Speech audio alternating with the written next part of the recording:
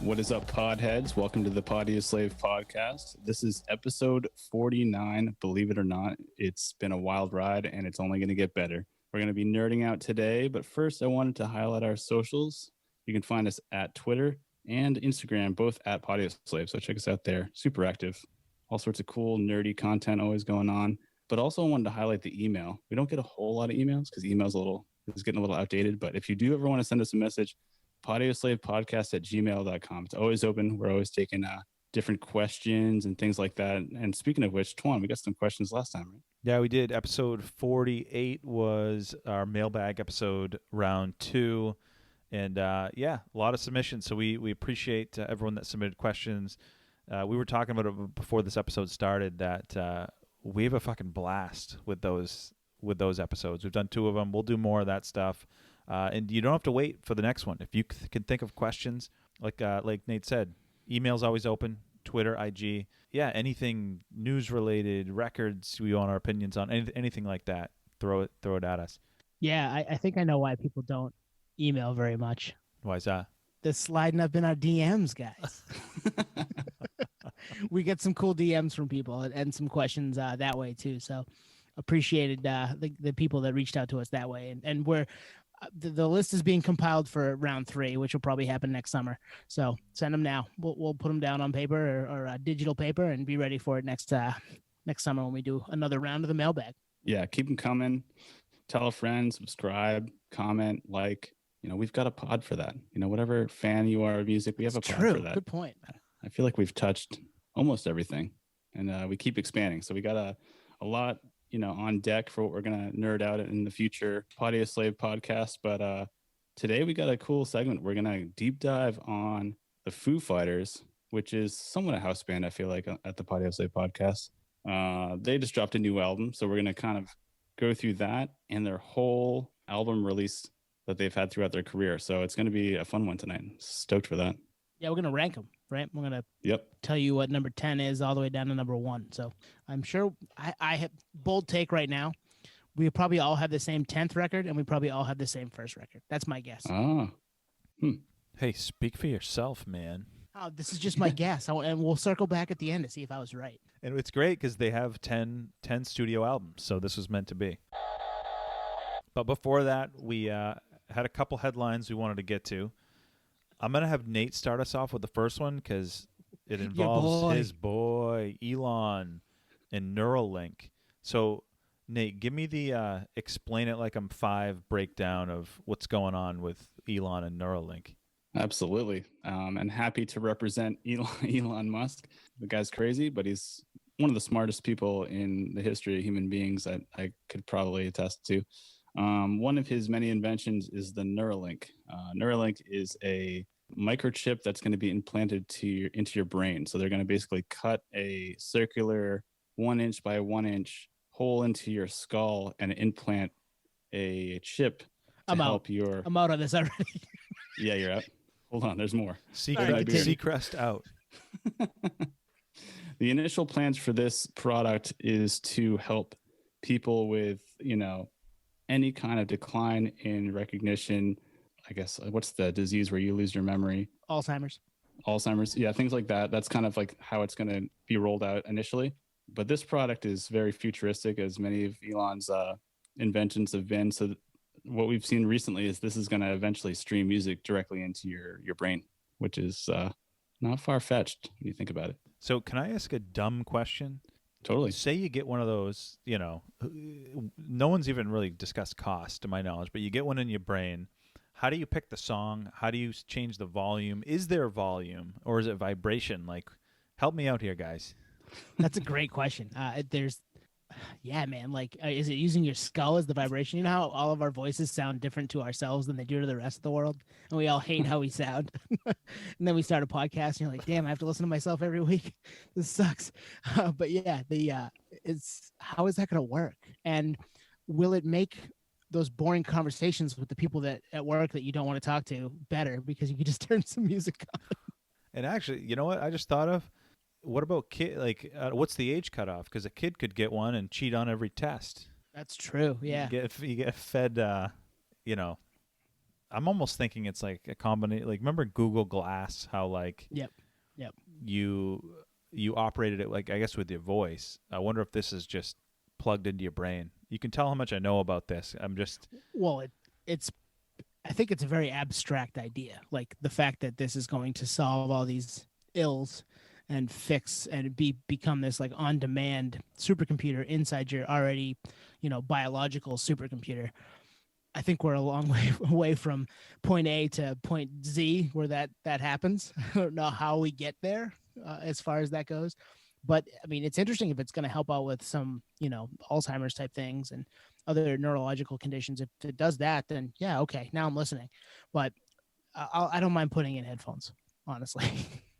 Yeah, it's a little crazy when you think about it. Obviously, the goal is to help people, but it is a little creepy in a lot of ways. To answer your question, Tuan, you think about anything really, and you see the ad on Instagram, 5 minutes later. I think there's going to be a correlation there where it's really, you don't even have to really put the commands in. It'll kind of know what you're thinking, kind of go to that song. Like, I want to hear, or I'm thinking of the Foo Fighters, for instance. We're going to talk about them tonight. And I want a heavy Foo Fighters song. And it kind of just narrows it down to 4 songs or something and kind of goes on autoplay. And you can just you can say skip, or kind of like your AirPods, your Apple earphones. You just kind of tap it to go to the next song. You tap your head or whatever, So I think the craziest thing about this whole thing is the fact that it's inevitable, and which is kind of crazy. But when I'm not doing the Patio Slave nerd thing, I'm kind of geeking out on all Elon's projects. So I've been paying attention to this pre-launch. There was some public information on it prior to it being fully exposed and brought to the masses, and they're still figuring it out. But they've done trials on pigs, and they're going to be doing human trials by the end of 2021 of this year. So just like everything, the AI symbiosis is in full motion.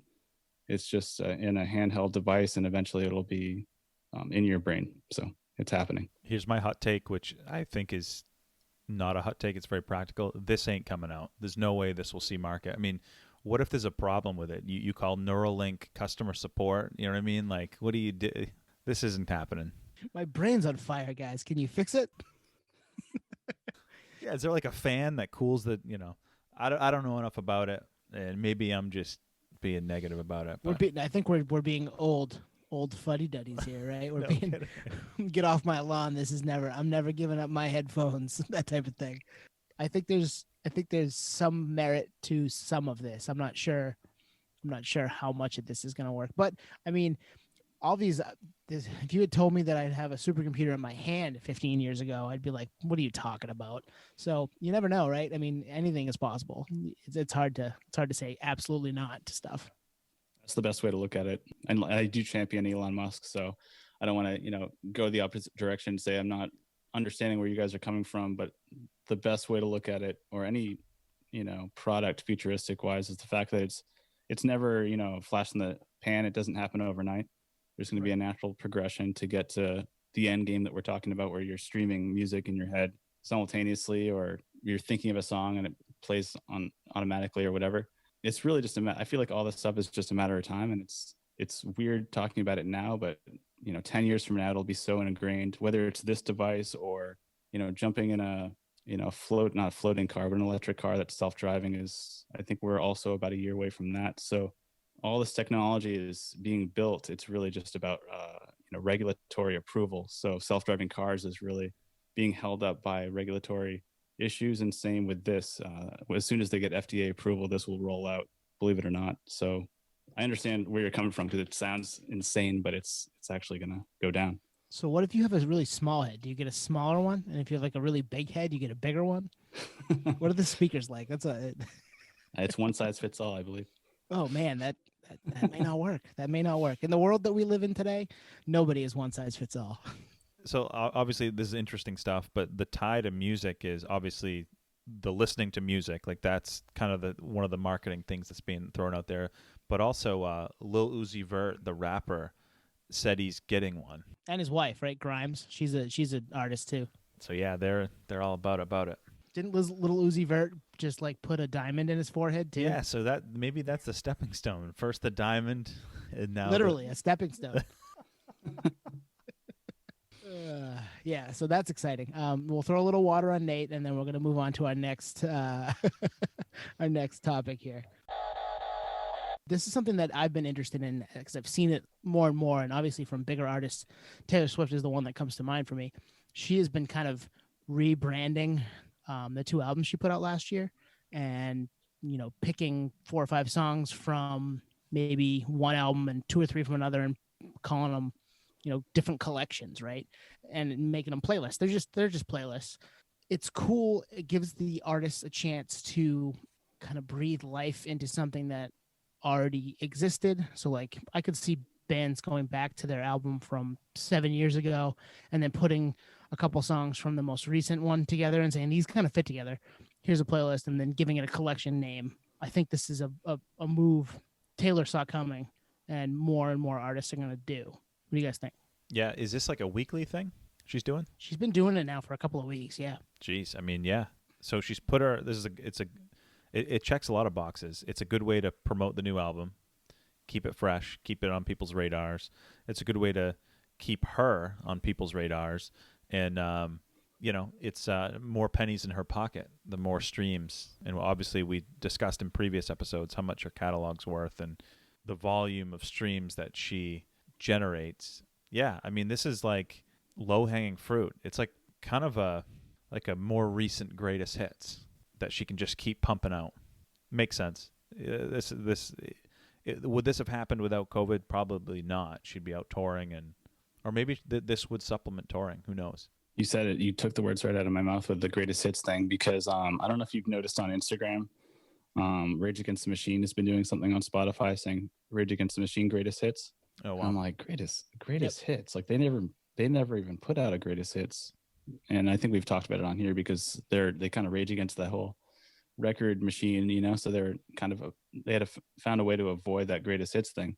But with the Spotify thing, same thing, because of COVID, like it's a way to recycle the music and get more spins and whatnot. And I just thought of it as, yeah, it's another greatest hits. It's really just the soup of the day. You know what I mean? These songs have already been played. People already know them. You're just kind of like repackaging it to like present it and get those spins up. And I've just noticed like all sorts of different tactics that we may not even like notice. You know what I mean? Like if you're watching a show on Netflix and you fall asleep, or you turn off the TV but the show continues to play, there's all sorts of tactics being thrown in where like there's more spins that are happening and more streams when really no one's even really paying attention. So that greatest hits, you might play it in the background and forget about it, or like you already knew that song, or you already played the album, but because it's packaged as a playlist, you're revisiting it a third time or an additional time for that reason. So I think there's some merit to the greatest hits thing. I think there's also some merit to like dusting off some songs that maybe hadn't been, maybe needed a new life, and pitting them with songs that were already kind of big.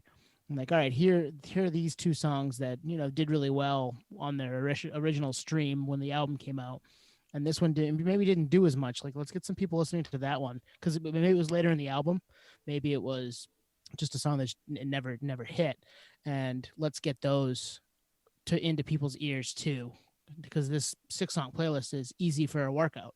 You're gonna go for a half an hour run, bang, I'm gonna listen to that playlist that Taylor just put out, or Rage Against the Machine just put out, or say the Foo Fighters do with a couple songs from The Color and the Shape and a song from There's Nothing Left to Lose, and et cetera, right? Like that's a good way to get some of those older songs that maybe don't get hit on the way that they used to because time has passed. And there's so many angles with it, because you could go like Mood Booster Taylor, like that could be the playlist. Yeah. Mood Booster Taylor, or the November fall kind of thing going on, or like the heavy therapy.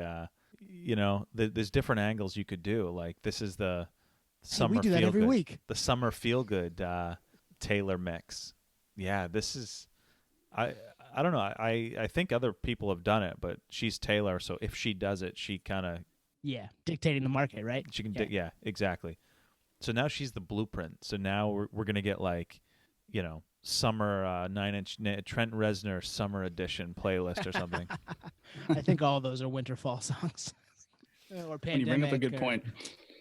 You bring up a good point with songs that didn't maybe get the time of day. I'm just relating it to my own job. So we run a thing called Gap Reports, where certain markets aren't performing compared to other markets. So we put an additional focus on those markets, to kind of get them up to speed.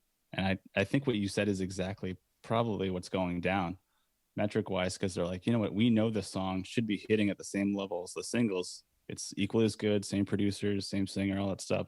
So let's just keep pumping this until it's, they're all hitting on all targets. So that you're trying to find you're trying to find the area that needs a little love, right? Massage that and see if you can't get a little more out of it. I got called by a credit card company today that I have a credit card with that I have not used in probably a year. And it's had a zero balance, whatever, just kind of hung out in my wallet, but doesn't get used. They called me and they're like, "Hey, why aren't you using it? Can you use it?" They get all the data. I'm like, "Hey guys, I'm all set. How about we, but that's the same idea, right? They're trying to find, let's squeeze that rock and see if there's a couple pennies in it. I mean, when you think about it, it's like intelligent radio. It's like radio just blasts shit out in every direction. This is like local WCYY knows I'm a Rage fan, so they direct the speaker into my house. It's like that same thing.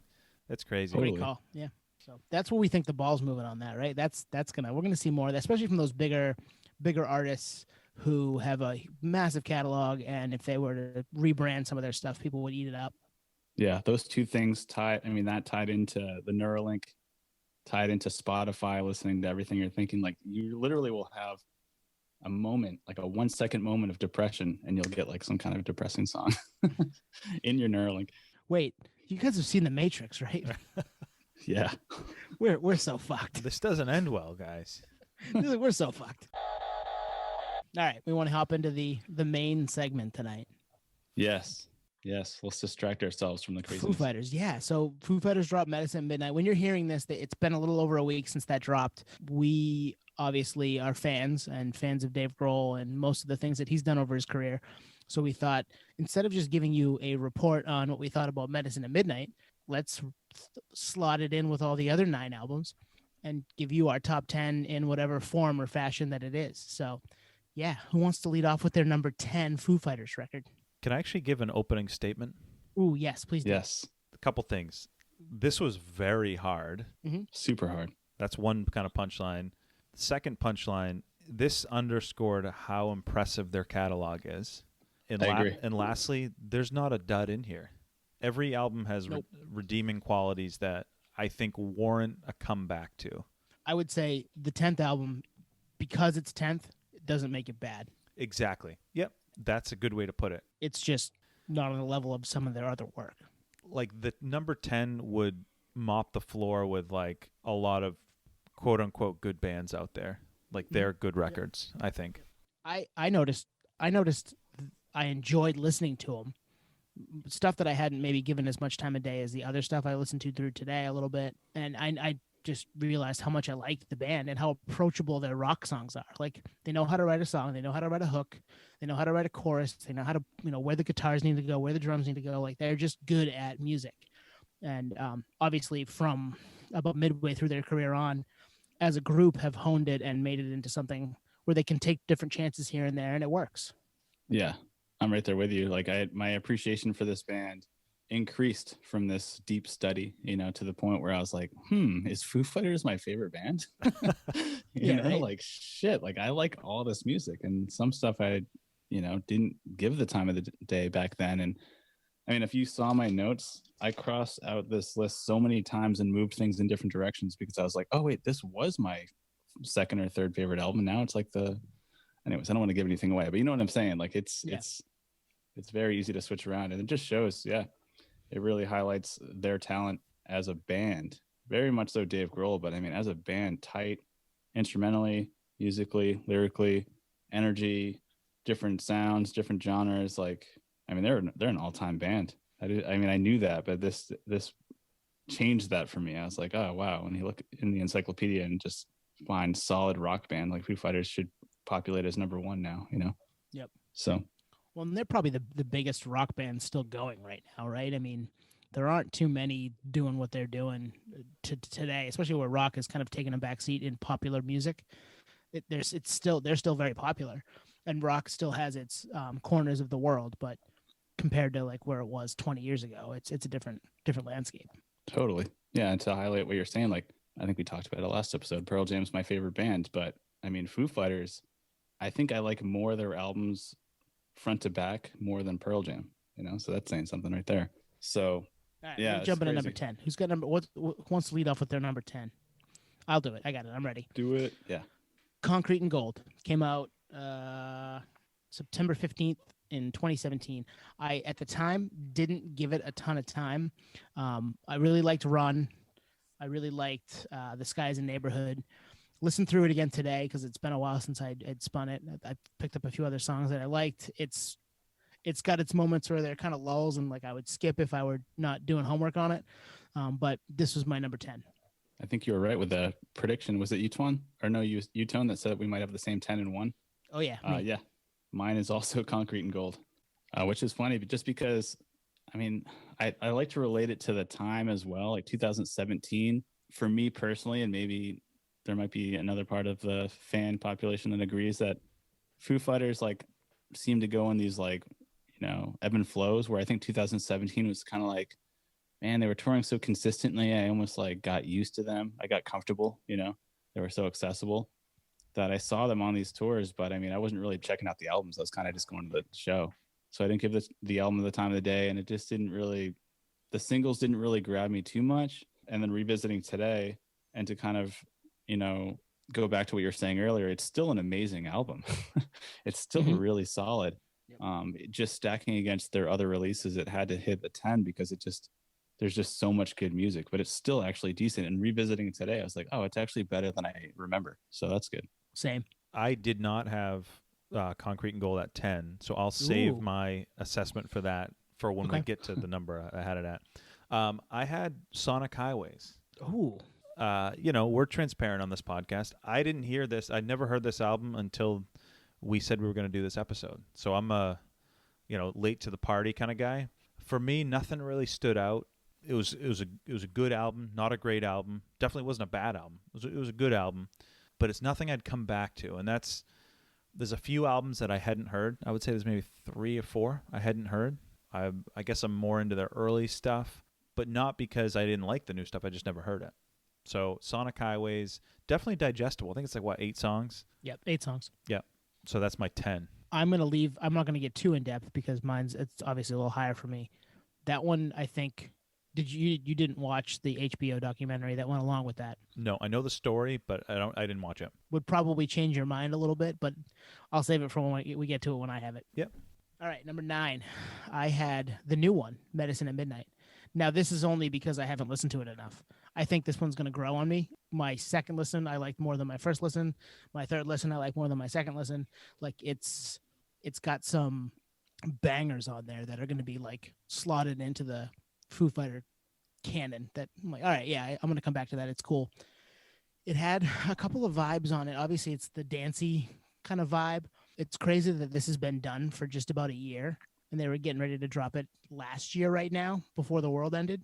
And we're going to go out on their 25th anniversary tour and, play this and get people going. And I saw Dave on Fallon a couple of days ago, and he was like, there was a plan. We were going to go nuts. We were going to have a party all summer and celebrate us being 25 years old and play these dancey hooks and enjoy ourselves. And all that ended. So hopefully that happens this summer or this fall. But yeah, I think this album's going. You talk to me in 6 months, this album's probably higher. Interesting. My number 9 was Echoes, Silence, Patience, and Grace. And this was moved around quite a bit. So after some careful consideration, this made number 9. Like we were talking about earlier, doesn't mean it's a bad album. It's actually a fantastic album. But yeah, it just hit 9. I think this was another lull for me in terms of my fandom for Foo Fighters. I was used to them. I was going to the shows for the show and not necessarily the album cycle, but still a great album. And it got, like I said, it got moved around quite a bit. So to hit number 9, it got moved up. And I'll have to go into why later. But I think this album was a sweet spot for them in a lot of ways, but it just didn't quite, hit the mark to hit like the top 5, let's say. So I also had Echoes at 9.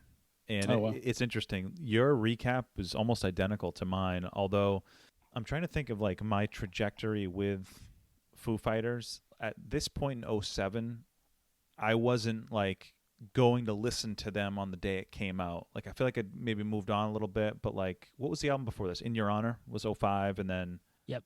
Echoes was 7. But it's a good album. I almost pin it similar to Sonic Highways, where it's like I'm probably going to pick different records to come back to. But if a new band put this album out, like it would be a great album. It's just they're handicapped because of their excellence. And I mean, not to jump the punchline for when I have this record, but The Pretender is an all-time Foo Fighters song. Oh, totally. All time. And great video too. Oh, great video. Yeah. Yep. I remember when that dropped. Cool. Yeah, it's funny you say that. It's funny you say that, Twan, just because when I think about like what I was listening to in '07, it definitely wasn't this type of music heavy. You know what I mean? '07, this was like the start to my festival circuit, you know what I mean, in Bonnaroo and stuff. So there was a lot of indie stuff I was into. So it was like Foo Fighters was in the background, one of my favorite bands, but like was I really like running to check their record out? Not really. I was kind of checking out what was coming out in '07 for new exciting music. So that's the perk of being a nerd, you know. Fringe benefit is like you get like this stuff that's always good, but you got this new stuff coming out, but you're always a fan of that. So great album. And I, like you said, you couldn't have worded it better. Like they're handicapped by their excellence, which is fantastic. It's a great way to put it. All right. Number 8. Want to move on to number 8? Can I start this one? Yeah, do it. So Tone, you said literally verbatim what I was going to say for Medicine at Midnight. Mm-hmm. It was an album that I skimmed last Friday when it came out, and I was like, I don't know if I'm going to dig this. And then I listened to it in headphones, and I'm like, ooh, okay, I get it. And then I think I listened to it one other time, and I really liked it. I think this has big potential to move up because there's not a lot of filler, right? How many songs are on this? 9, 10? 9, yeah. Yeah, so it's like it's super digestible. I don't know if there's any all-time Foo songs on this, but like Shame Shame grew on me big time. When Me I heard too, it, man. Yeah, when I heard it live, Didn't like it. Didn't like it at all. Yeah. Nope. And now it has that like I can hear some Led Zeppelin in the chorus a little bit. Do you guys hear that at all, or is that just me? A little bit, yeah. Yeah. No, actually, not the chorus. The bridge. I think it's in the bridge. Yes. Now you definitely. Definitely not the chorus. It's in the bridge. But yeah, this could be a grower, not a shower. You know what I mean? I completely agree with you. And it's there were Shame when they were on SNL. I was super excited to like hear that. I stayed up late, watched the whole thing, and I was like, oh man, I'm bummed. Like, is this not going to be good? Like, are we putting another Foos record out that I'm like, okay, it's okay, I like it, but I don't love it. No, I think this one's going to end up growing. I wouldn't be shocked if this one ends up like 6 or 5 for me down the road. And fan reception's been very positive from what I saw online. It's funny. All this conversation's so funny because mine is lower in the list for sure. So I'm not going to say what it is yet because my number 8 was Sonic Highways. And Tone, you've been telling me to check this album out more recently, so I did actually check it out in mainly preparation for this episode. But ironically enough, I had HBO, but I never checked out that documentary, and this might have been moved up if I had checked that out because I'm obviously when I'm fully immersed in the story of how these things go down, it kind of changes their trajectory for me. So I should probably check that out, and this might move up from 8 to 4 or something like that. But for now, it's 8, and it's another one of those things where it's like I got used to them. I was getting a little greedy, you know, like this was just additional to everything else that was coming out that was amazing. I'm trying to think what year was this album? This came out in 2014. 2014. Okay, so I was in Cali at that point. So yeah, I'm just getting bombarded with so much amazing music, a lot of live music. I went crazy when I moved out here. So literally, it was just ancillary to everything else. I'm like, nice, more Foo Fighters. Great. And it became one of those things where it's like, nice, a reason to see them live. You know, it's like really just comes down to that. Like, I'll check out the album. Yeah, I'll check it out. Am I going to play it every day or, you know, habitually? Probably not. And mainly because they've been around for so long. And that kind of goes to my comment earlier about Pearl Jam. It's like they put out new music and I'm so stoked that they keep going. But am I really listening to that album on repeat? Not necessarily, you know? Yeah. Nate, this is the Foo Fighters episode. We'll do Pearl Jam another time. Yeah. Thanks, Eddie, for listening, though. Appreciate it. Eddie listened to us in Hawaii, right? we Yeah, had we got a a Hawaii listener. we had a Hawaii listener that popped off either yesterday or the day before, and we think it's Eddie. It's got to be Eddie Vedder. So Eddie, thank you for listening. Oh man, yeah. But on a high note, like the whole story from what I've read on Sonic Highways is super cool. You know, because I've moved a lot around the country, and I know that there is different sounds coming out of different parts of the country, and that shapes the food, that shapes the music, that shapes the vibe. So I appreciate that, and that's another reason why we are doing this episode is because Dave Grohl is truly a nerd, and he's one of the only people that I can think of that's bringing that to the music level and putting out albums that showcase that alone. And that's what this album is hey, these songs were constructed in different states where different sounds come out of New Orleans than they do in West Hollywood compared to Detroit and stuff like that. So I think that's super cool. And the fact that he did it. And I mean, if he keeps that cadence, he can just make different nerd albums with different kind of themes. And that's kind of what he's done, you know? So it hits 8, but it's not because it's a bad album. It's just where it stacks up. Yeah, I agree. I'll save my thoughts for I have it higher. So number 8 for Nice. me was In Your Honor, which has another all-time Foo song, Best of You, which is just a great Foo Fighters song. But it's a double album. It's a little fillery at times, and there's some spots that I'm just not bored, but like I wish it had a little more. I wish it was a little more tight for me to have this ranked higher. But I mean, DOA is a great song. Cold Day in the Sun, where Taylor is the singer, I think is pretty cool in the back half. It led to them doing that tour, I think, right, where they played a lot of acoustic songs. Skin and Bones, I think was which is an awesome record, live record. Go listen to that. If you pay attention, last week it was on our that was the last song on our playlist, and it was the hint for what this episode was about. So that it's a good record. It has enough filler for me to have it down this far on the list. I have it higher. I'll save my thoughts. Nice. All right, number 7 then. Who's up for number 7? Nate, you want to lead off? Perfect, because my number 7 is In Your Honor. Oh, hey. Yep. And this moved around quite a bit too. And this was way higher actually at one point before I switched it to number 7. And I understand where you're coming from. It is a long album. It's a double album, half acoustic, half rock, which I'm a Gemini, so I can appreciate that it's, you know, kind of dual personality in that sense. But I'm a huge advocate for acoustic music. You know, I think I've talked about Alice in Chains, their Unplugged album on here. So it's like to hear those music stripped down like that and to make a full album from it. I mean, just another reason, another nerd piece of Dave Grohl where he just had an idea and he's like, you know what? I'm going to make half an acoustic album and half a like a pretty heavy rock record and combine it and have it be a conducive piece of work, which I mean, I feel like only he does that. I mean, it's an idea that I feel like many people probably have, but he actually executes on it.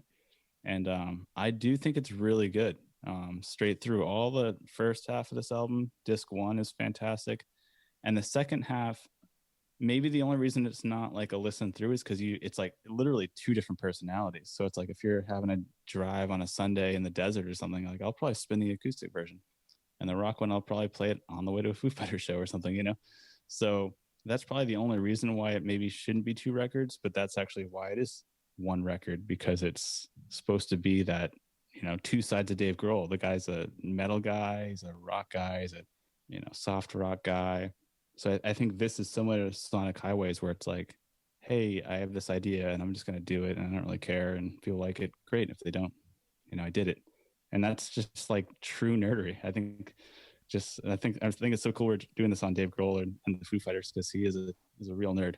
So 7, I had Concrete and Gold. So this was one that I hadn't heard actually until we said we're going to do this segment. And the interesting thing is I love the production on it, because to me it feels like it was recorded in a garage, and I did some digging. And there's actually a different album that's recorded in a garage, which Yep. I would never have thought that. So it was interesting to me. But sonically, it has that, it doesn't sound like the Black Keys, but it has that production of like the Black Keys, I feel like. Totally. And I feel like it's a little bluesy, right? Yeah. It's got a little bit of blues tinge. And I love the sound of it. And again, no Sure Shot singles that stood out, which I think helps it. Like it's a cohesive unit of songs, which I liked more than Echoes, Sonic Highways, and then for now I liked More Than Medicine. Number 6, or not number 7, right? My number 7. Yeah, you're number 7. Yeah. My number 7 is Echoes, Silence, Patience, and Grace. So similar to Nate, I think you said when this came out, it was not on your radar as much because you were kind of doing the festival folky type thing. For me, I was listening to them. And a few other bands, but they were kind of at the forefront for me. So I spent a lot of time with the first half of this record in my car. I'd get in the car, start on the Pretender, and go. And that was wherever I ended up was where the album ended for the day. And then sometimes I listened to the back half depending on where I had to go after. So not a lot of long drives. It was just to and from college and to and from my job. I really liked the Pretender. I think is a top 3 or top 4 Foo Fighters song. It's just an amazing Foo Fighters song. Let It Die is great. Come Alive is great. Those are really good Foo Fighters songs that kind of round it out. There's some filler on this one too that I don't love, but that's why I have them where they are with this record. And all those songs are first half songs, so that makes sense. That's why you wore it out. Even those filler songs, though, like if you heard them at a concert, you'd be like, "Sweet deep cut." You know? Oh, what I mean? totally, yeah. Because it's still like a solid song, so that's why it's like what you were saying earlier at the entry of this episode. It's like, well, they don't really make bad music, you know. No, this isn't really a go to the bathroom song. If anything, like a take a pee song at a concert is like maybe a single you've heard too many times, not necessarily a deep cut. So, especially if you've seen it live already, right? Mm-hmm. Have you seen them, Tone? Yeah, Nate and I saw them. I've seen them once. Nate, you probably seen them more than once, right? A ton. I actually made some notes to talk about at the end of the segment because every show I've seen from them has been amazing. Yeah, we can hit that at the end. I've seen them. I've never seen them. Because they came to Portland with the Red Hot Chili Peppers in '99. I missed that. Yeah, forever ago. I missed that too. And then they were in Lewiston, I think, in what, '97? No, it was a State Theater. Was it State Theater in '97? '97. Wow. Yeah. Damn. State all right. Theater. Yeah, we'll get to that. We'll get to that at the end. Actually, you know what we should do? We should, like, in the middle, after we get through our top 6 or our bottom 6, do all the odds and ends and then do our top 5. That's a good call. Yeah. All right. We up to, are we all on 7 or are we up to 6? Going to 6. All right. 6, Who wants to go first? I'll start us off. I had In Your Honor. So this is, I get the reasons that I think Tone, you already had them, right, Tone? Yep. Yeah, so I totally get it. What carries this is Best of You. Like that, to me, that one song makes this album better than Sonic, Echoes, Medicine, Concrete. I love that song. DOA is great. Collectively, though, it does have some misses, and it does drag on with the acoustic stuff. And I never owned it, but was it 2 CDs or just... Yeah, it was a double album. Yeah, so I never really got into the acoustic stuff, but for the rock side, the singles carry it enough where it's solid. Number 6 for me. And I would say the acoustic, I never listened to that one a bunch either, but it led to that awesome live show and that awesome live record. So I'm okay with it. Absolutely. Plus, like you said, like the live album where it's an acoustic tour. Rob, guest on here. What number, Tone? 17. Was Rob? 17. We were contemplating going to that acoustic tour in Boston at the Wang Theater. The Wang Theater, yeah. Yep. Yeah, and we didn't go to it. And ever since, I was like, me too. I think we were all talking about it at the same time because I wanted to go to that show so bad. You know, I think part of me was thinking that was going to be like a recurring thing, but no, obviously it was for the tour cycle. Didn't Frank Black of the Pixies open for them? Yeah, pretty sure. Yeah. Damn. Why the fuck didn't we go to that show? I know. I love the Pixies too. But they did tour on that album beyond that acoustic tour because I saw them open for, what was it? Or no, never mind. It was the Rockin' Tours open for Bob Dylan, but other Bob Dylan dates, it was the Foo Fighters opening for Bob Dylan with their acoustic set. So they kind of toured that acoustic almost as a separate leg, which is kind of neat. All right. I'll give my number 6. I might regret this, but it's self-titled. It's the first record. I really like. I liked it a lot more than I remembered liking it, listening through for this. And there was more on there that I didn't even realize that I liked until we listened through to this again, you know? So, obviously, the big songs, This Is a Call, I'll Stick Around, Big Me, For All the Cows, those were the big ones. I really liked I really liked Good Grief listening through again. I was kind of surprised at how much I liked that one and a few others that towards the back half of the record.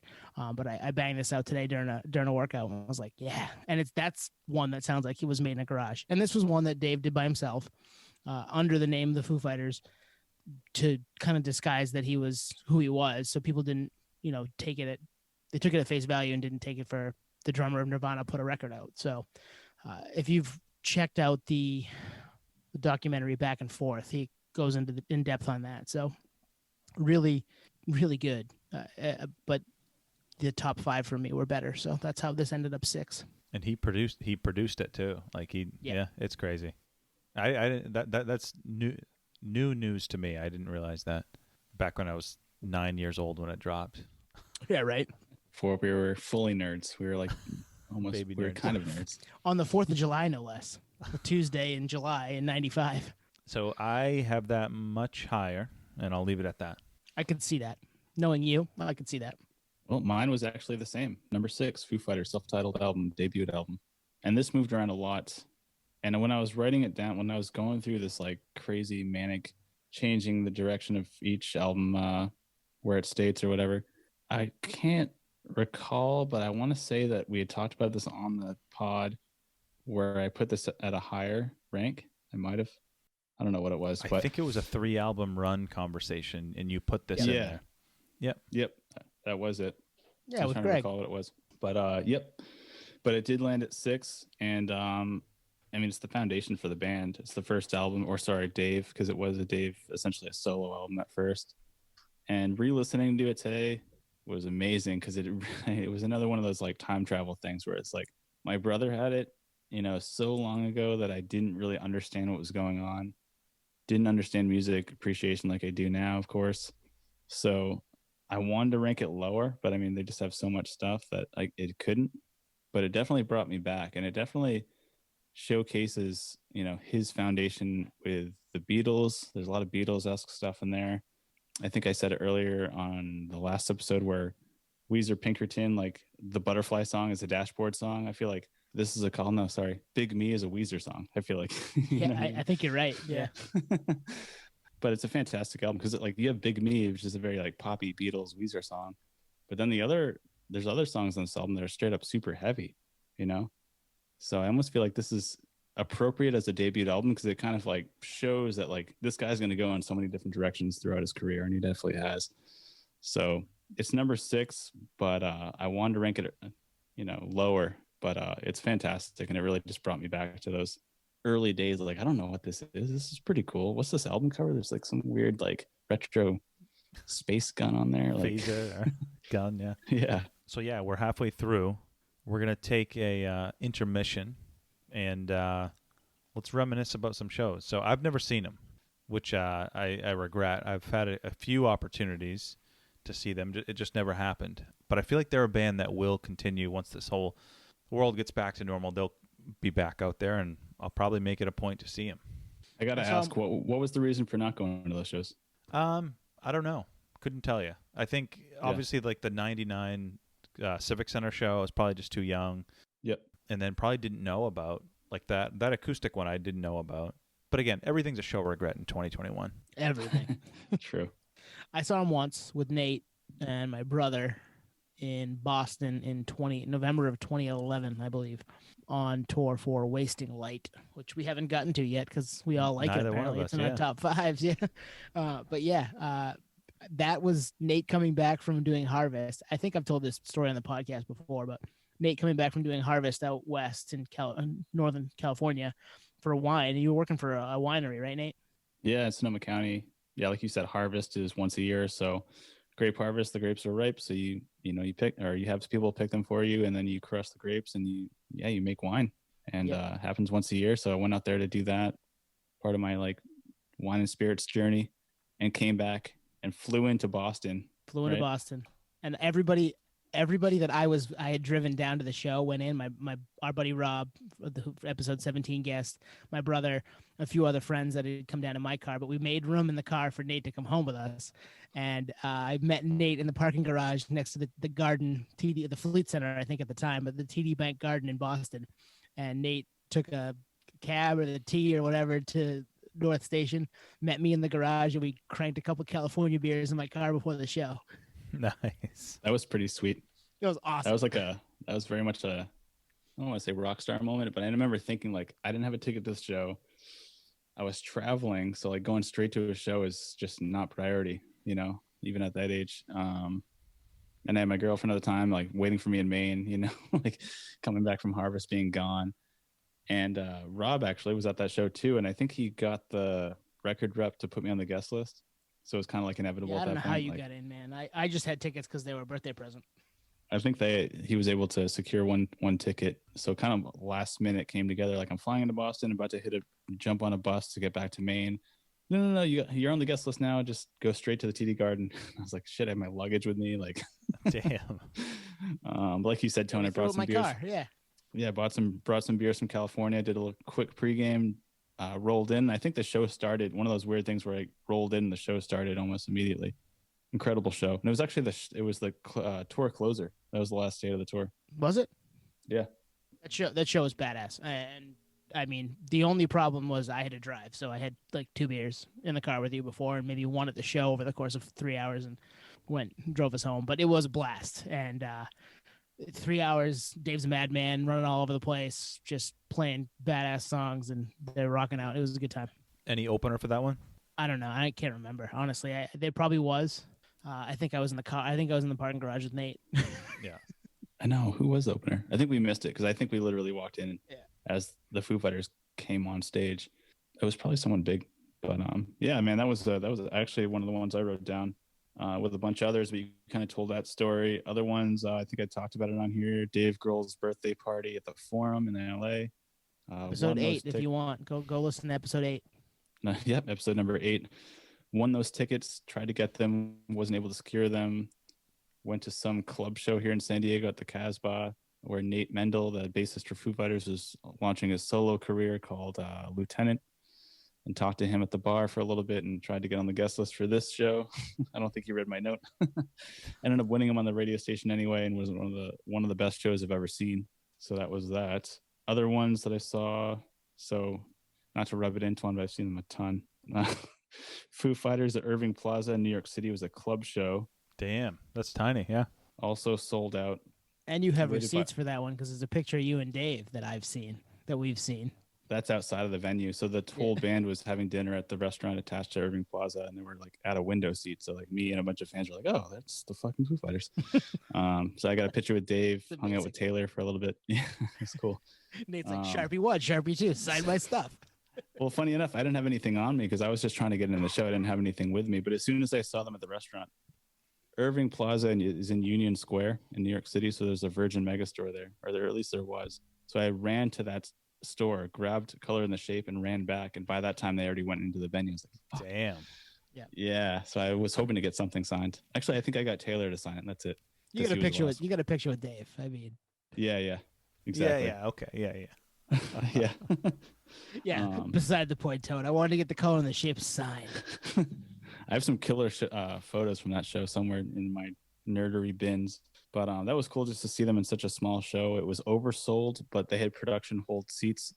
So if you waited in line at Irving Plaza and you were patient enough, basically, like when they realized that certain guests of the band aren't going to show up, they ended up releasing these production hold seats.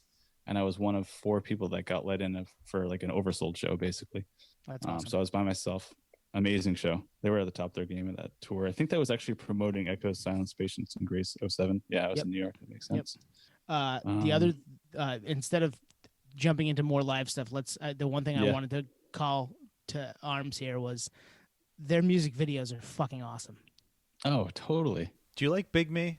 Do you like the Big Me? Really? I think I watched it the other night, and I was like, that was kind of part of the reason I was like, let's do the Foos. Like that video was, I mean, it's stupid. It's funny. It's a Mentos commercial. It's a Mentos commercial, yeah. But that's kind of how it started, right? Like that one, and then the one with Tenacious D, Learning to Fly, fucking amazing. Yep. It's such a great video.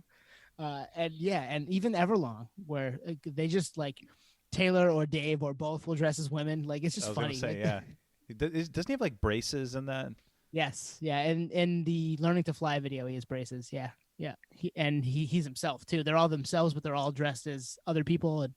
obviously Tenacious D. They have a relation. Dave has a relationship with the guys from Tenacious D, and it's a they just make great music videos. Whether or not they're straight rock and roll, like The Pretender, where there's riot gear and all that stuff, or they're doing a parody where they're, pretending to be pilots and flying a plane. It's great. It's very interesting because like I think we all got into them in the moment in '95, and Dave he'd obviously come off of Nirvana, but it was interesting because the "I'll Stick Around" video was kind of gritty and like a little dark. So you go from Nirvana to that, which, you look at the "Smells Like Teen Spirit" video, it's kind of almost the same vibe ish. But then they go from "I'll Stick Around" to the "Big Me" video. So you're like, Yep. What's going on? And like those songs sound like they're from different bands. Yeah, it's interesting. Totally. And "Big Me" is a Weezer song. You're right. Or maybe that's right. where Weezer got their Pinkerton vibes. And that was another show that I wrote down, was the Foo Fighters and Weezer joint headline show with the Hot Hot Eat opening in Connecticut. Another one of those where I like walked in at the moment. And then Foo Fighters Cal Jam Festival appearance twice in a row. But all these like hit like my top favorite shows of all time. So not only do they make amazing music, their live shows are freaking sweet. All right, we get into the top 5. Let's do it. All right, top 5. Why don't I start it? Because I'm talking right now. I'm gonna go one by one.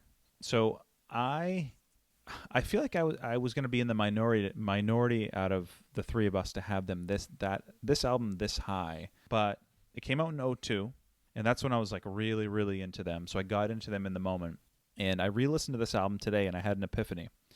So I've talked about Crime in Stereo on this podcast a million times. Whenever I've listened to their Is Dead album, there's 2 songs that remind me of the Foo Fighters, and I could never remember why. Well, the song Low, which I think is the second song off this album. Yep. I wish I knew the name of the Crime in Stereo song, but we'll put it on the playlist. The instrumentals sound exactly the same. It's crazy. So like I can see why I was kind of drawn to this. But yeah, cohesive album, loved it in the moment. I love the simplicity of the visuals of it with the black and white. Like it hits a spot for me. Number 5, One by One. I'm gonna agree with you, Twan. I had number 5, One by One. Moved around quite a bit as well, but hit number 5 for me. And all the things you just said, I agree. Simplicity was huge into them. I mean, we were pretty much graduating high school at that point, so it was like, access to a car, debit card, graduating high school, and then new Foo Fighters album, which was fantastic. And I feel like they were kind of like in their element at the time, even though like they kind of differ on that opinion. But I mean, this album is a front to back album, I think, So yeah, it was good. It was kind of like a good time to be a fan of the band, and they still seemed somewhat underrated at the time. So I'm going to do my number 5 and then jump right into my number 4, just because it will fit, and you guys will see why in just a second. My number 5 is Sonic Highways. I think if you watch the HBO documentary, you'd like it more. It might move up your list a little bit. I also like that they worked with Zach Brown on Congregation, I believe, in Nashville, and there's a 4-song Zach Brown EP where Dave Grohl is heavily involved, and that's an awesome Zach Brown EP. And I think it may have led to a really cool Zach Brown song with Chris Cornell, Heavy as the Head. So yeah, there's some cool ideas there that happened because I think of this record, on top of the fact that the documentary is great. And if you can get one of your favorite bands to go to a different city, explain the song for 40 minutes, and then play the song, have a video or whatever, that's really cool. And I ate that right up in 2014 when that came out. My number 4 is also One by One. So right there, we all love this record, right? It's a great record.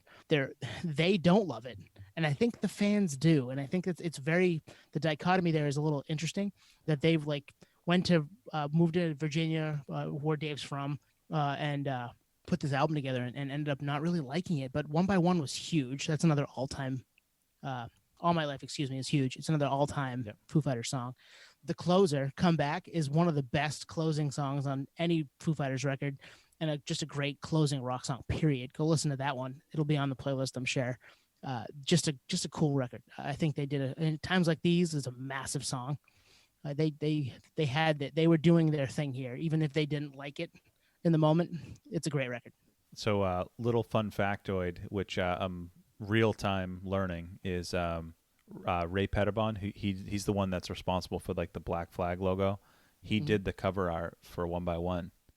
Wow. So it's like that simple, just grabs you. You're like, all right, what's going on there type of thing. It's interesting. I just learned that. I did not know that. Me either. All right, who wants to give their 4? You go, Nate. Hot take. Number 4, Medicine at Midnight. Wow. Oh, boy. Yeah. That's I didn't hot realize take. you hadn't put this slotted this one in yet.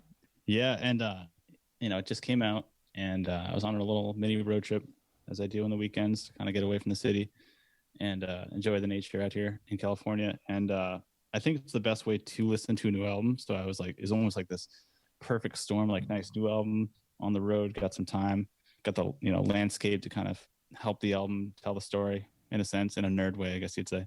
But it was a first listen for me. And I think part of the reason was it seemed like I was listening to a concert. So I kind of talked about this on the last episode where, like, what makes me happy on a Friday afternoon is listening to live bootlegs, or any day of the week. And this album, the first time I heard it, I played it, and I played it super loud in the car while I was driving. And I felt like I was at a Foo Fighters concert with brand new material that I'd never heard. And I didn't skip any songs. And the whole time I was like, I rarely say this, but like I would actually pay to see this album played in full, because it just seemed like it went very, streamlined, conducive. So yeah, and it hit number 4, which was crazy because I moved this around quite a bit, but number 4 is huge because I never thought that anyone could put out an album this late in their career and be high ranked like that. But yeah, I enjoy it a lot. I like this album a lot. I listened to it again today, and I stand by it. It's interesting. I kind of did the same thing. Like I had it at one point as high as 6 maybe, but then I was like, am I out kicking this now because it's new? You know what I mean? So I slotted it at 8, but again, potential to move up. I could totally see this being 6 or 5 for me down the road for sure. It's like the whole Deftones thing. Like, where do you stick ohms? Yep. You got to digest it. So 4, I had. This is interesting because this is an album that I just heard for the first time in prep for this episode. Yeah, Wasting Light.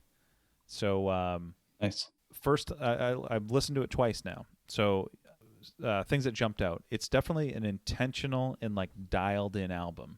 It's more rock and upbeat than some of the other records. And this is the album that I was hinting at earlier that I guess it was recorded in Grohl's garage. Yep. With Butch Vig.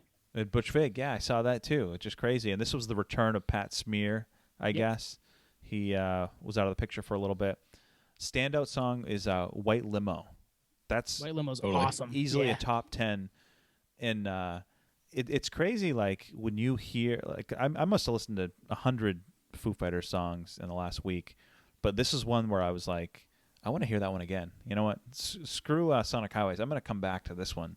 So yeah, Wasting Light came out in 2011, number 4. I have that higher. I'm going to wait. Same. How much higher? Well, we're running out of spaces. I think we're up to 3, right? Because I did my 4, you guys did your 4, so I'll do my 3. There's Nothing Left to Lose. Great Foo Fighters record. It's mellow in spots. It's heavy in spots. It's front to back for me. There's just great grouping of songs here. It's Stacked Actors to start, just a cool song. Breakout was on a movie. I can't remember the name of the movie. Was it Orange County? Was it on Orange County? It was on one of those movies around that time, right? Sounds familiar. Yeah.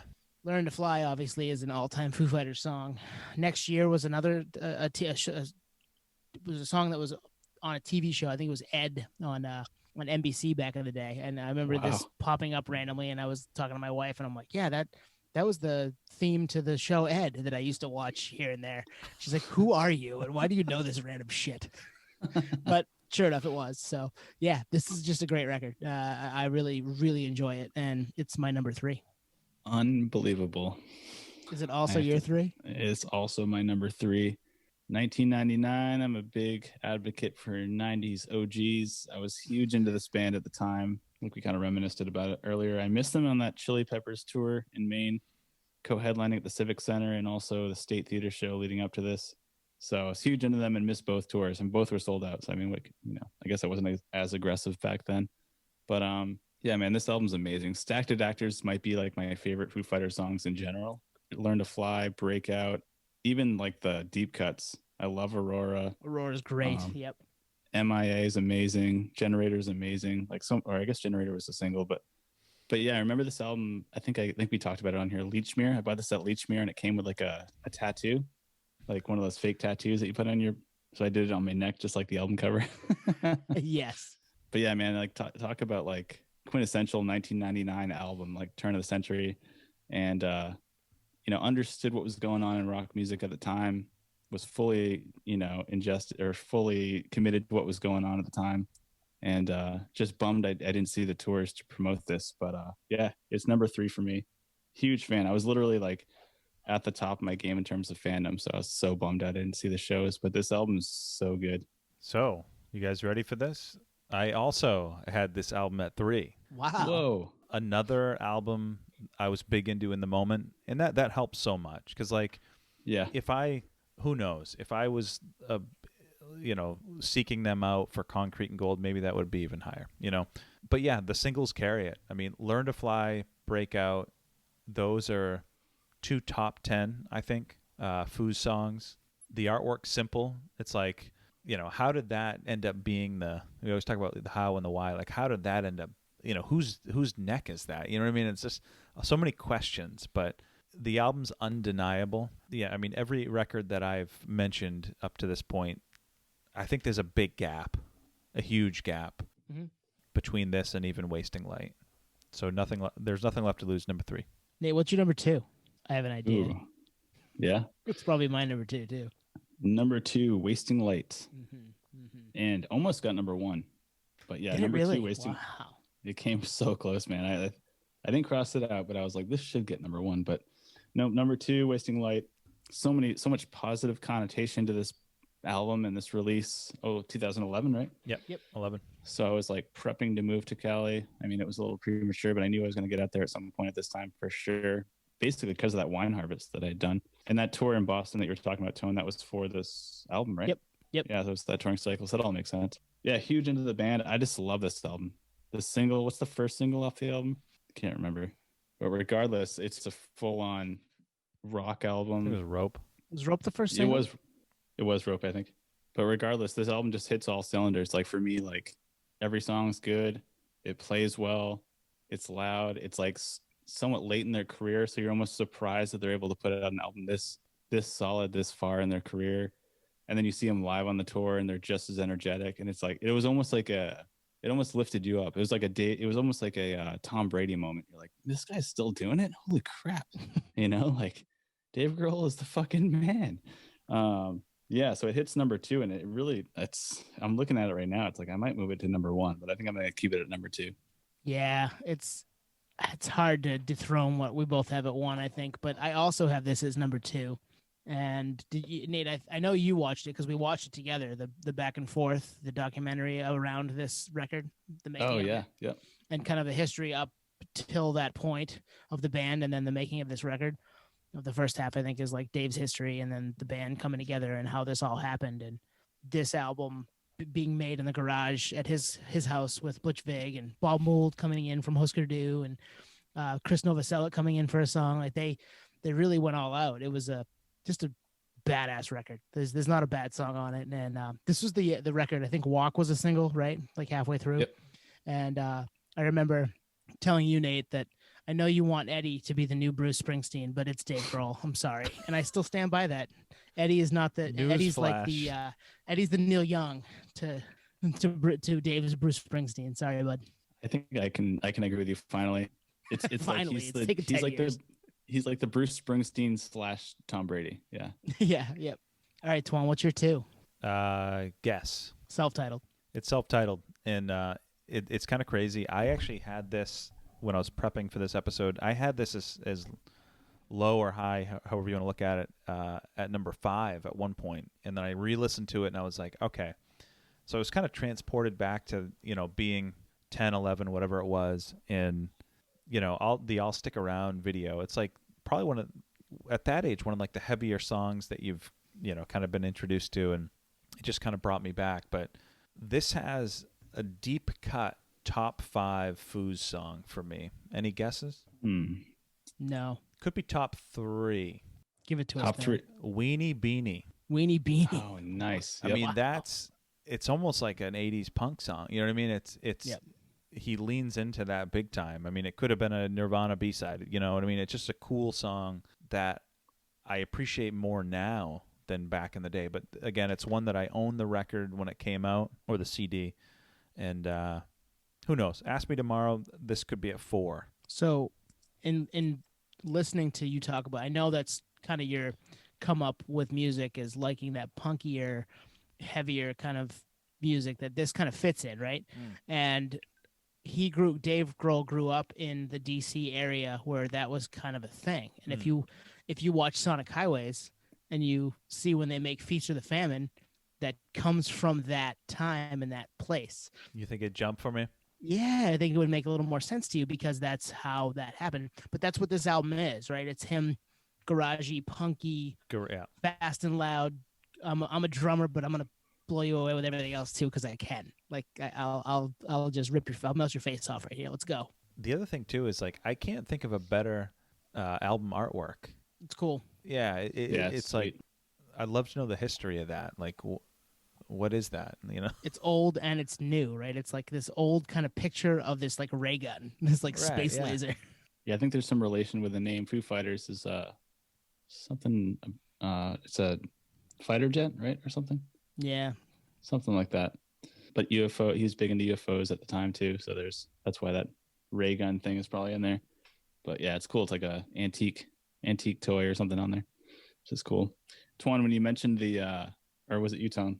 The Nirvana B-side. Was it you, Twan? Yeah, I just did. Yeah.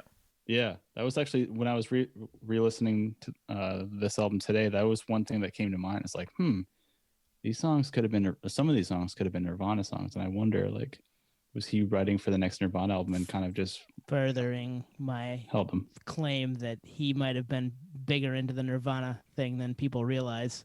Oh yeah, good point. Sorry, Mike. Sorry, Mike from last week. It's Dave. I was gonna say yes. He was more than just the drummer for Nevermind. You know what I mean? Exactly. Yeah. Clearly, look at all these albums. I mean, holy shit. Yeah, and it's not just Foo Fighters. All right, so let's just have a conversation about it. We all have it at number 1, right? Yeah, The color and the exactly. shape, just an Yep. all-time. No, all I time. had Skin and Bones. Oh, sorry. Live albums were out, bro. Yeah. Skin Color and and the Bones, Shape. great record. Color and the Shape, number 1 for all of us. It seems not surprising.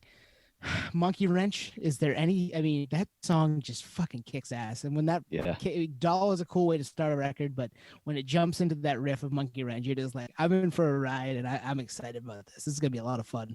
And it continues with Hey Johnny Park. Mm-hmm. It's relentless. Just riff after riff, right? No pun intended, but I got another confession to make here. Oh, you do you? I didn't know My Hero was on this album. I thought it was just a Varsity Blues play, and then I realized it was on this album back when I was 12 or 13, whatever the hell it was. It almost doesn't fit. Yeah, you're right. It is a radio rock single, right? It's a soundtrack single for a high school football movie. It doesn't. It's like, here, let's shove this in the middle of this record. It also is amazing. It's a great Foo Fighters song. Yeah, all-time song. It's just so good. And this is more a Dave just doing Dave. Like he had a band at the time, and most of them he re-recorded stuff because he was like, I'm better at this than you are. So we ended up with this amazing record. So it's just so good, man. Everlong, there is not a better rock song than Everlong, alternative rock song than that. So yeah, I can't say enough good things about this record. There's no misses. Yeah, this would be a great album to hear front to back. You know, even the somewhat ballads, February Stars is so good. Twan, when you said I got another confession to make, I was like, maybe we should edit that for the actual I got another confession to make. If only we had the rights. Yeah, exactly. Gotta get Dave on here. I feel like the sweet spot for this album is the fact that it was also 97. So I mean, we talk about it on here a lot. Like we were getting into music, like fully understanding music, probably in 1997, like in particular. So it's like that perfect storm. But it really is their best album. I mean, at least we all agree on that. And there's probably so many reasons as to why. You know, what mood were we in? How old we're all kind of like the same age and everything. down to the cover art. Even the cover art's like simplistic, but it's got like that Foo Fighters font that they kind of sported for a long time. In fact, this is the album that I ran to Virgin Megastore to get signed by the Foo Fighters at Irving Plaza. But yeah, there's no skips on here at all. And then My Hero, I remember that music video. I remember my dad being like, I like this song. I like this. I like what this music video message is telling. I'm like, yeah, it's cool. Firefighter saving people. Pretty neat. It's on like TRL or whatever. And like you said, Tone, Everlong, like that song is, I mean, it's just like you can't overplay that song, which is strange because some songs get old after a while, but that song's just so pure. And this I is got a the question one for you guys. Is Yeah. Everlong the best closing song that isn't the closing song? Because it should be the last song on the record, but it's not. Wait, do I have Neuralink implanted and you're dialed in? Because You're thinking the I'm same on the thing? wiki and I'm thinking Everlong is not the last song. And it should And be. it should be. But it Should also, but honestly, Walking After You is a great like come down after that song, and New Way Home is a great closing song. It's an Yeah. underrated, overlooked Foo Fighters song, but that's a cool song. And but Everlong is like of all songs that could have been a closing song on an album, how is Everlong not the closing song of this album? Yeah, that's a good point. Especially because every time I've seen them live, they've closed with Everlong, and it's a perfect closing song. Yeah. It'll probably close out the playlist 2 weeks in a row because it did last Wow. week too. It was the live version from Skin and Bones. This week will probably be the regular studio version. So I'm trying to think, like, if there was ever a statement album, it's this, because you get Grohl, who's in the biggest band on the planet for Nirvana, Nevermind. He comes back. Some people might think he's, piggybacking on the fame of Nirvana, drops self-titled, and I think we all thought it was great. It's obviously, I think it was number 2, but maybe not for everyone. And then he comes back 2 years later and like has this basically a fuck you album. Like, this is, I'm good and I'm here to stay with color and the shape. Totally. It's a record saying, yeah, the last album was good, and maybe people knew about it because I was part of Nirvana, but I'm also really fucking talented. And here it is for all the world to see. This album's badass, and you guys can't take that away from me now, 6 years after whatever. So that makes complete sense. Yeah, that must be really interesting.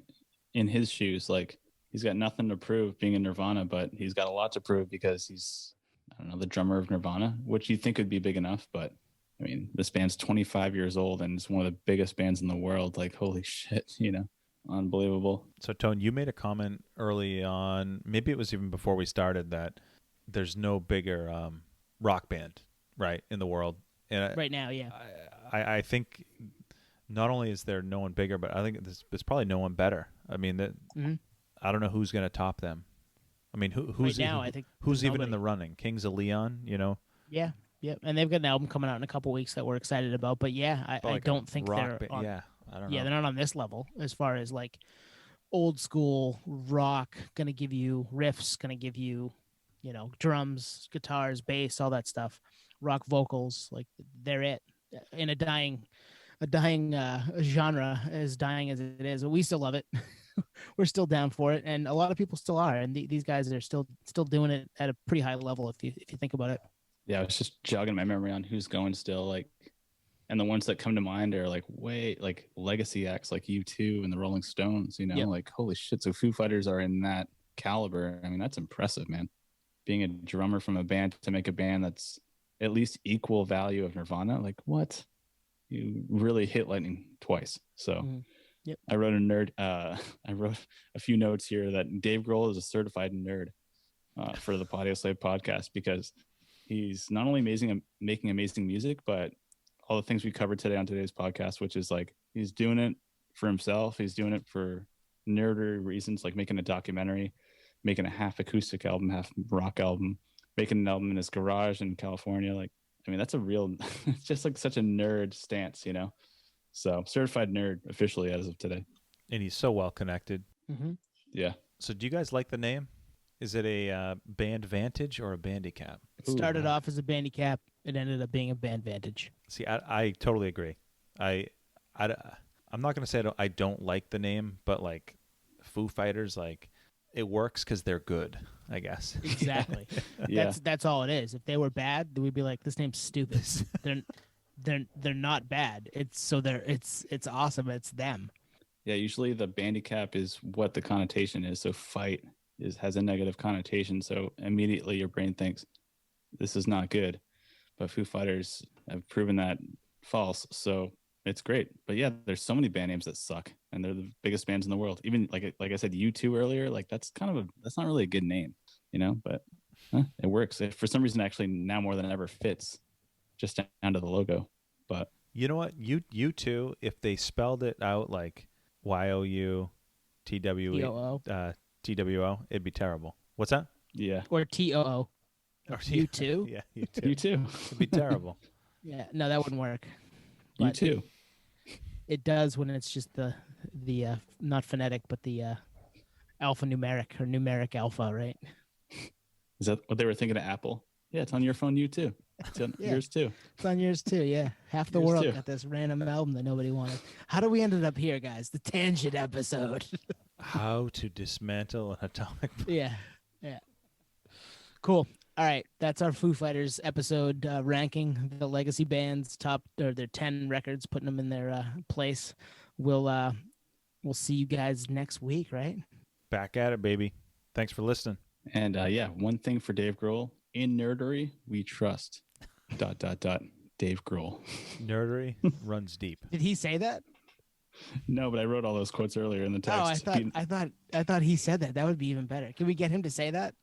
Just keep tweeting at them. I'll just keep tweeting at the Foo Fighters. Be like, hey, Dave, can you just say in nerdery we trust? Just for us, just for once. No, like, just go, hey, D, like you know. Hey, D. Yo, D. PG. Yeah. Cool. All right. Peace, podheads. Cheers. Peace.